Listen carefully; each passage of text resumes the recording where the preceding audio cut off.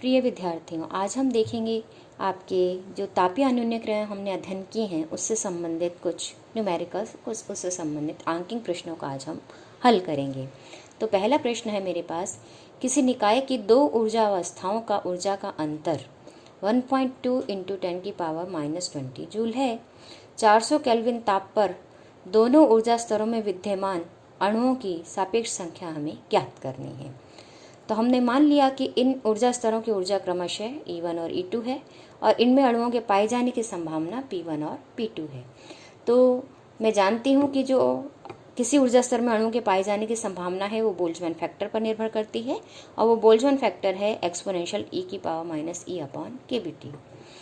अब यहाँ से P1 का मान इसलिए मेरे पास हो जाएगा एक कांस्टेंट C एक्सपोनेंशियल -E1/kBT और दूसरे ऊर्जा स्तर में पाए जाने की संभावना का मान मेरे पास हो जाएगा P2 = C एक्सपोनेंशियल -E2/kBT।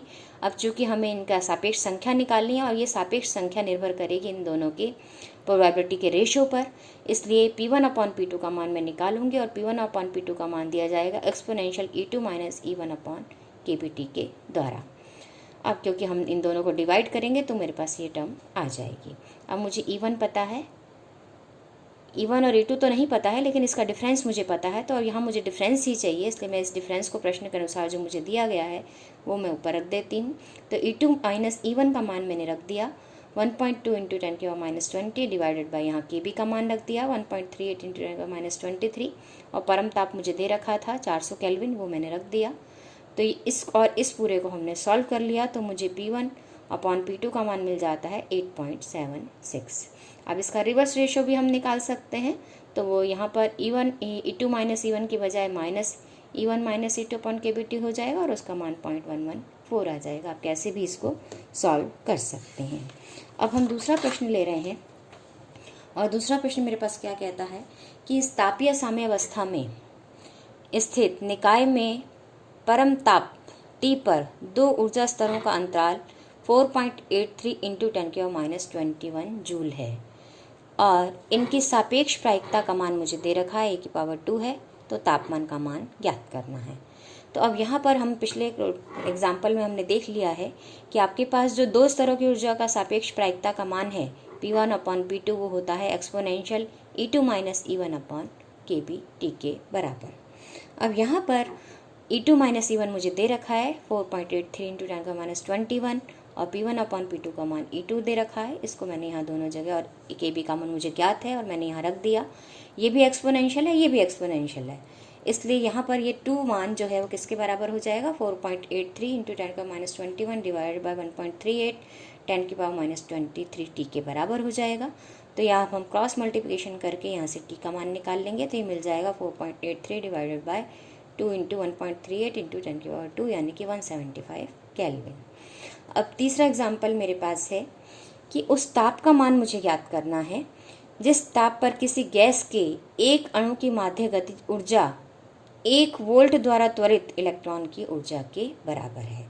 हमने देखा था कि गैस के अणु में जो माध्य गतिज ऊर्जा है उसका मान, गैस के एक अणु की जो माध्य गतिज ऊर्जा मुझे मिलती है वो मिलती है 3/2 kBT। ये हमने निकाला था ऊर्जा का मान आदर्श गैस के लिए।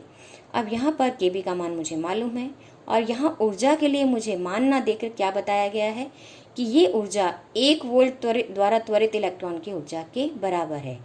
1 वोल्ट द्वारा त्वरित इलेक्ट्रॉन की ऊर्जा कितनी होती है 1 eV के बराबर होती है और 1 eV कितने जूल के बराबर होता है, वो हो जाता है 1.6 इंटू 10⁻19 जूल के बराबर।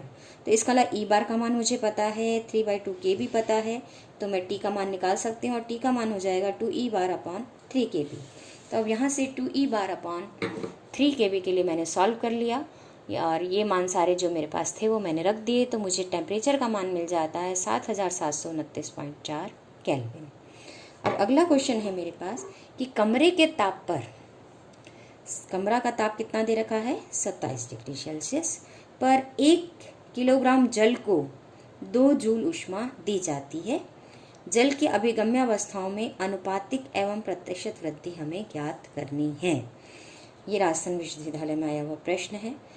अब यहाँ पर मुझे जल का ताप पता है, कमरे के ताप पर है एक तरह से, तो इसमें मैं जब इसको केल्विन में कन्वर्ट करूँगी तो 273 इसमें जोड़ दूंगी तो ताप हो जाएगा 300 केल्विन। अब ये जो दी गई ऊष्मा है वो होती है ms डेल्टा टी के बराबर, ये हमने छोटी कक्षाओं में भी पढ़ा है।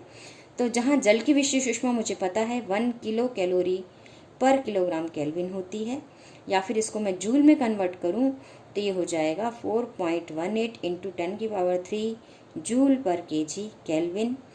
और प्रश्न के अनुसार मुझे डेल्टा क्यू का मान मालूम है 2 जूल है, और जो m यानी जल का जो द्रव्यमान है वो 1 kg है। इससे जल के ताप में वृद्धि मुझे पता चल जाएगी। तो जल के ताप में जो वृद्धि है उसका मान हो जाएगा डेल्टा क्यू अपॉन ms, और यहाँ पर डेल्टा क्यू 2 जूल है, m का मान मेरे पास आपके पास 4.18 इंटू 10⁻³ है, m का मान 1 था, s का मान मैंने रख दिया है। तो मुझे मान मिल जाता है 0.0004784। तो ये जो अगर मैं ताप देखूं 300 केल्विन पर था, और जो जल के ताप में वृद्धि मैंने की, जो जल की ऊष्मा मैंने दी, उससे जो ताप में वृद्धि हुई वो बहुत कम है इसकी तुलना में, 300 की तुलना में। तो इसलिए हम सीधा सीधा कह सकते हैं कि जो एंट्रोपी में वृद्धि होगी वो डेल्टा क्यू अपॉन टी, यहाँ टी 300 ही रहेगा, यानी 2/300 ही रहेगी। तो ये माना जाएगा 0.0067 जूल पर केल्विन के बराबर।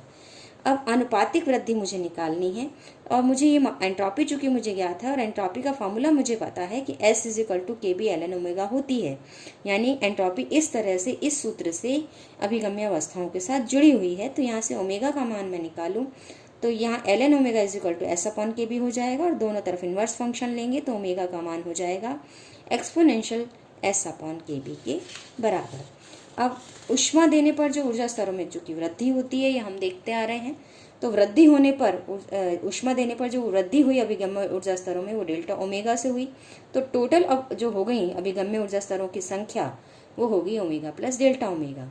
तो इसलिए यहाँ पर एंट्रोपी भी क्या हो जाएगी, S प्लस डेल्टा S हो जाएगी S की जगह। अब चूंकि हमें मुझे निकालना है इसकी अनुपातिक वृद्धि, तो इसलिए मैंने क्या किया है कि ओमेगा से इसको डिवाइड कर दिया है, और जब डिवाइड किया तो राइट हैंड साइड पे मुझे क्या मिल जाता है कि exponential x plus delta S/KB divided by exponential S/KB, या फिर इसको मैं लिख सकती हूँ 1 plus delta upon omega upon omega मिल जाता है। अनुपातिक वृद्धि मुझे मिल जाती है, वो अनुपातिक जो वृद्धि हुई स्तरों में उसका मान निकालने के लिए मैं यहाँ इसको -1 इधर ले आऊँगी, तो अनुपातिक वृद्धि हो जाती है डेल्टा ओमेगा अपॉन ओमेगा का मान मुझे मिल जाता है एक्सपोनेंशियल डेल्टा S/KB -1। ये है अनुपातिक वृद्धि, यानी वृद्धि हुई किसमें, अभिगम्य ऊर्जा अवस्थाओं की संख्या में, किसके अनुपात में, जो इनिशियल अभिगम्य ऊर्जा स्तरों की संख्या थी उसके अनुपात में। तो ये हो जाएगी डेल्टा अपॉन ओमेगा अभिगम्य अवस्थाओं में अनुपातिक वृद्धि। अब हमने डेल्टा S का मान हमने निकाल लिया है, वो हमने रख दिया, KB का मान मुझे ज्ञात है वो भी मैंने रख दिया, और इसको एक्सपोनेंशियल को सॉल्व करने के लिए हमने क्या मान लिया आपके पास कि आप एक्सपोनेंशियल टेबल से भी इसका मान निकाल सकते हैं, नहीं तो इसको 10 की पावर में भी कन्वर्ट कर सकते हैं। यहाँ इसको 10 की पावर कन्वर्ट करने के लिए मान लिया हमने कि e की पावर x है और इसका मान y के बराबर है, तो x का मान हो जाएगा आपके पास y ln 10 के बराबर। क्योंकि मैं दोनों तरफ लॉग फंक्शन लूँगी तो लॉग इसका इन्वर्स होता है, तो ये x बच जाएगा, तो x का मान हो जाएगा y log 10। 10 का मान मुझे मालूम है, y log 10 1 होता है, तो y का मान log 10 का मान हो जाएगा आपके पास, क्योंकि इसको हम 10 के बेस में कन्वर्ट करेंगे, तो इसको ये बेस e है अभी ln, तो बेस e से बेस 10 में कन्वर्ट करती हूँ तो किससे गुणा करती हूँ, 2.3026 से गुणा करती हूँ, और ये इंटू y हो गया। तो यहाँ पर चूँकि मुझे y का मान निकालना है, इसलिए y का मान हो जाएगा 0.43, यानी 1 इधर हम ले आएंगे, 1/2.3026 करूँगी तो ये मान आ जाएगा 0.4343x के बराबर। यानी कि मेरे पास अनुपातिक वृद्धि कितने के बराबर हो गई, 10 की पावर, क्योंकि हम इसको किस रूप में व्यक्त करना चाह रहे थे, 10 की पावर y के रूप में, और y का मान मुझे पता चल गया है, x का मान मुझे पता ही था, ये है 4.83 इंटू 10 की पावर 20, तो ये हो गया 10 की पावर, मुझे मिल गया टोटल 10 की पावर 2.098 इंटू 10 की पावर 20, यानी बहुत अधिक संख्या है। अब इसकी प्रतिशत वृद्धि अगर मैं निकालूं तो इसके साथ अगर मैं 10 की पावर 2 गुणा भी कर दूं तो इसमें कोई अंतर नहीं आएगा। तो इसका मतलब अनुपातिक और प्रतिशत वृद्धि में जो अंतर है वो नगण्य है। क्यों है? क्योंकि अभिगम्य ऊर्जा अवस्थाओं की संख्या बहुत अधिक है। अब अगला प्रश्न हम देख रहे हैं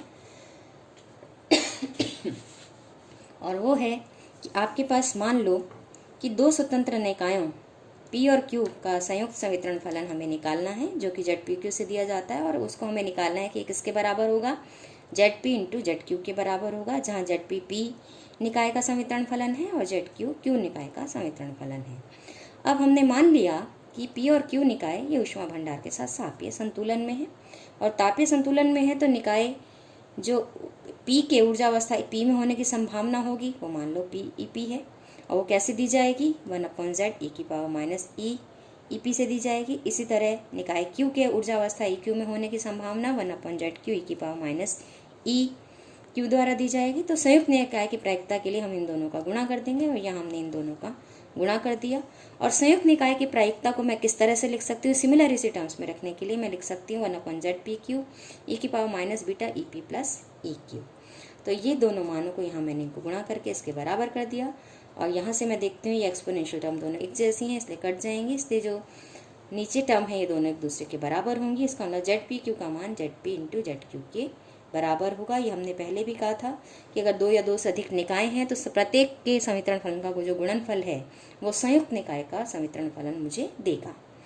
अब अगली चीज़ हम देख रहे हैं कि 27 डिग्री ताप पर ऑक्सीजन गैस जिसका अणुभार कितना दिया गया है 32 है, के लिए हमें क्या निकालना है, एक अणु की माध्य ऊर्जा निकालनी है और 1 ग्राम की कुल माध्य ऊर्जा निकालनी है।